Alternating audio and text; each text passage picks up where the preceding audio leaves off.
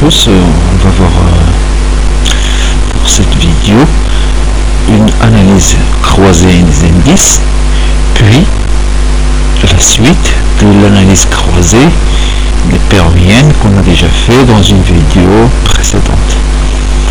On va commencer par les indices. On commencera d'abord par SP500. Voyons que ce SP500, il a passé son dernier plus haut et s'est envolé. Où est-ce qu'il va? On va voir où est-ce qu'il va, comment il va. Bon, ce que je veux mettre en évidence, c'est ce passage au-dessus du coma span, qui est le nuage, puis la cassure du plus haut, puis le passage en haut. La même chose, on la voit chez l'indice germanique, c'est-à-dire DAX.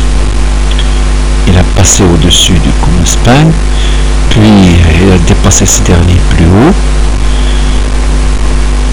et puis envolé. Où est-ce qu'il va?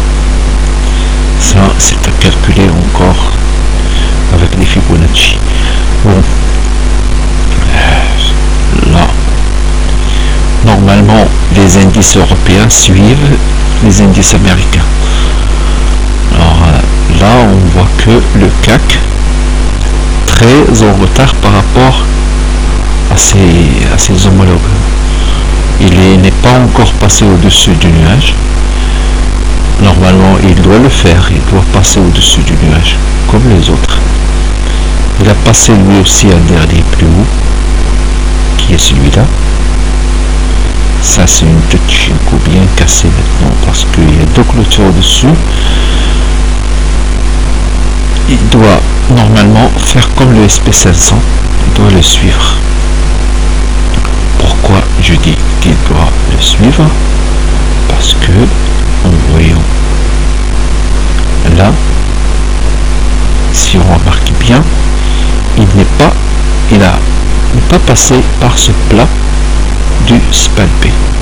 Il est allé jusqu'à un endroit coudé pour passer à l'endroit coudé et toujours coudé, que ce soit du Kijun comme ici, du Tenkan comme ici ou ici, ou là pour le Kijun ou ici, c'est des endroits faibles où les cours peuvent passer facilement. Alors là, si on rallonge un peu à la verticale ce graphe, on verra bien l'image, on verra bien ce qui se passe. Alors, on va allonger ça pour voir ce qui s'est passé. Voilà. On évite l'endroit qui peut provoquer un révolu, puis on passe par l'endroit faible. Voilà, et il y a une partie oblique ici, donc il a passé. N'oublions pas que le Shinko a clôturé au-dessus, parce que la bougie a clôturé au-dessus du mois dernier, c'est-à-dire mois d'octobre 2013. Si on a encore une clôture ici au-dessus, ça ne fera que renforcer la vision haussière du CAC. Donc, si vous voulez comprendre encore mieux cette analyse croisée avec les Shimoku, il y a une autre vidéo où j'ai analysé et croisé les analyses des péroviennes. Bon, donc le CAC devrait monter a priori. Regardez ce coma span futur, comment il est bien dirigé vers le haut, Kijun dirigé vers le haut, Tenkan dirigé vers le haut. Ça veut dire ça, ceci n'a pas l'intention de baisser pour le moment. On va voir la suite de l'analyse qu'on a faite la dernière fois sur une vidéo sur les péroviennes. Voilà le chef de file qui est le SDN. Il est sorti d'ici.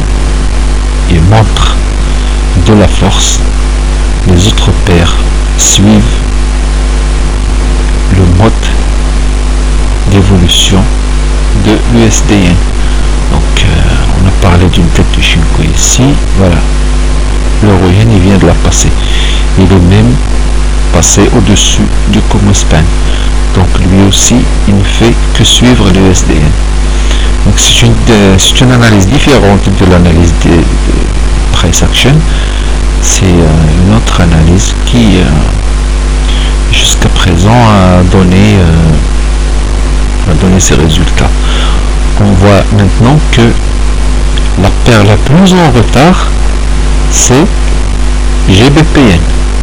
Il est très loin encore du span B mensuel.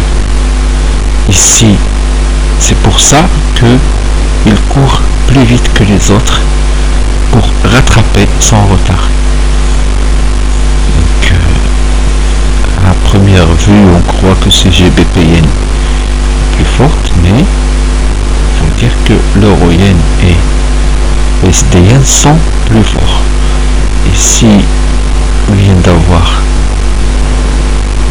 un passage du Shinko au-dessus du span A, et puis les fameux 63 ont cassé. Donc est-ce qu'on va sortir par là? Tout dépend de l'USDN. Si l'USDN consolide, celle-là aussi va consolider, donc elle va sortir par là. Si l'USDN continue son chemin à la hausse, elle va sortir par là ou par là. Donc si on voit le Shinko, quand il passe un niveau Ichimoku, il va directement vers l'autre niveau. Donc ici, si on suit la logique Ichimoku, on va voir que voilà, il a passé les prix, il est allé vers le Tenkan, il a passé le Tenkan, il est allé vers le Kijun, et puis maintenant il va vers le span A. Donc pourquoi pas ne pas aller vers le span B? C'est très loin, ça fait 185 yens, mais avoir le SDN,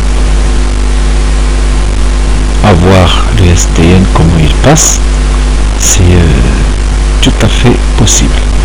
Tant que le SDN passe des niveaux Ichimoku comme ça, les autres n'ont qu'à suivre le chemin de l'USDN. Donc ce sera tout pour cette vidéo. C'est une vidéo complémentaire de la première des analyses croisées en Ichimoku.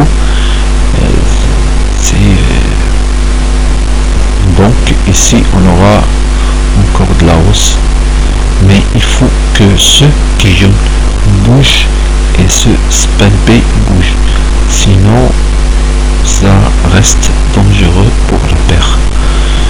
Allez, à bientôt pour une autre vidéo, et n'oubliez pas vos likes parce que la chaîne en a besoin. Allez, bientôt.